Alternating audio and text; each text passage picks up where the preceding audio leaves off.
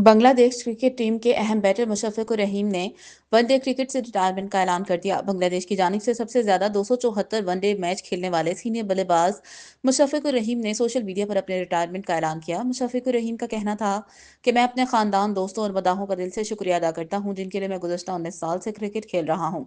ख्याल रहे कि विकेट कीपर बैटर मुशफ़िकुर रहीम बांग्लादेशी टीम की क़यादत भी कर चुके हैं। मुशफ़िकुर रहीम ने 274 वनडे मैचेस में 9 सेंचुरियों और 49 निस्फ सेंचुरियों की मदद से 7,795 रन बनाए, जो कि बांग्लादेश की जानिब से दूसरे सबसे ज्यादा रन हैं।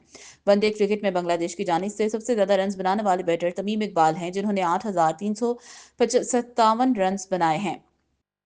विकेटों के पीछे मुशफ़िकुर रहीम ने बांग्लादेश की जानिब से सबसे ज्यादा 299 शिकार किए, जिनमें 243 कैच और 26 स्टंप शामिल हैं। मुशफ़िकुर रहीम T20 क्रिकेट से 2 साल कबल ही रिटायर हो चुके हैं, जबकि वो टेस्ट क्रिकेट खेलते रहेंगे। इन्हें 100 क्रिकेट खेलने वाला पहला बांग्लादेशी क्रिकेटर बनने के लिए मजीद 6 टेस्ट खेलना है।